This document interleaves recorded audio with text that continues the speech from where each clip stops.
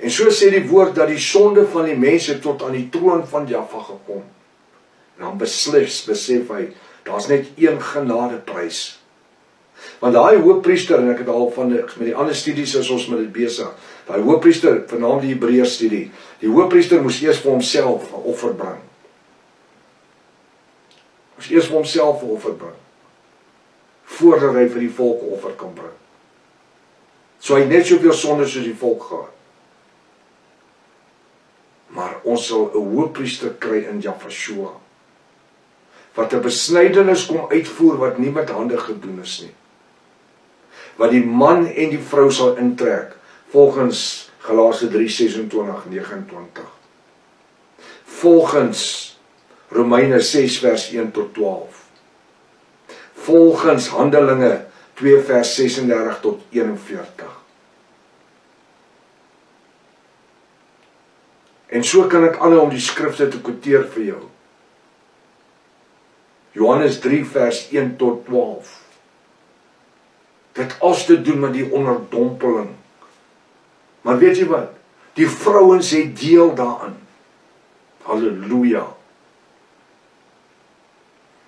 So moet dan my verbond in julle vlees wees as 'n ewige verbond. Hierdie besnydenis aan die vlees was dan die enigste ware teken van die verbond tussen Abraham en Jahwe Almagtig. En dit was net van toepassing op die manlike geslagte. Soos ek gesê, die vrou het buitekant die genade van die besnydenis gestaan. Want daai besnydenis het genade gehad. Nie die genade van Jahwe nie.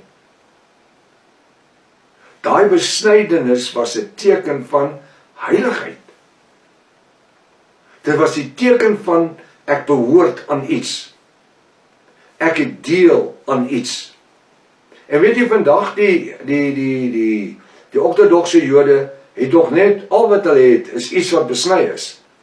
Daar's 'n stuk vel weggesny. Dis al wat hulle het. Hulle het niks verder nie. Tot nou toe. 4000 jaar later het hulle nog niks meer as dit nie. Hoekom? Want hulle het hulle eie Messias doodgemaak. Hulle het hulle eie verlosser gekruisig.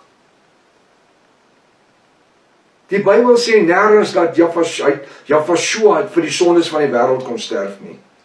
Die Bybel sê, hy het na sy eie gekom en hulle het hom nie aangeneem nie. Wanneer hy sê in Daniël 12 vers 1, dat die engel Michael het na Daniël en sy volk gekom. Wie is Daniël se volk? Wie is Daniël se volk? Die Duitsers. Die Suid-Afrikaners. Nee, Daniël se volk was Israel gewees, nie die Jode nie. Luister mooi, Israel. Die Jode kom uit 'n mengelmoes van bloedlyne, verbasterde bloedlyne. Weet, dit klink nie lekker nie, maar wat het hulle? Hulle hou vas aan tradisionele oorleweringe. En daarom is dit so belangrik dat hierdie derde tempel vir hulle gebou moet word. En dan het jy al hierdie spookpredikers, ek wil nie hulle name noem nie, want dan gee ek hulle eer. Hulle kort nie 'n gesprek nie, man. Wat duisende mense vas aan die slaap sug. 'n Red Heifer en 'n derde tempel en hulle klaar die grondgebied en hulle in Jerusalem en hulle bou 'n replika van 'n verbondsark. Replika, weet jy wat? Jahwe ons Elohim het nog nooit gewerk met fiberglas nie. Verstaan jy waarvan ek praat? Jy kan 'n replika maak van 'n verbondsark. Waar kry jy die Torah? Die oorspronklike Torah. Want dis wat daarin was. Die goed wat daarin was, in die verbondsark, jy moet net verstaan, is 'n verwysing, 'n teebeeld van dit wat in die hemele is, alreeds. Die woord sê so. Nou kom hulle wil goed replikas van maak. 'n Replika van die menorah met sy 7 kandelare. Sê vir my, daai tempel wat hulle wil bou, die 3de tempel, dink hulle dat deur al die plastiek goed daar te hê,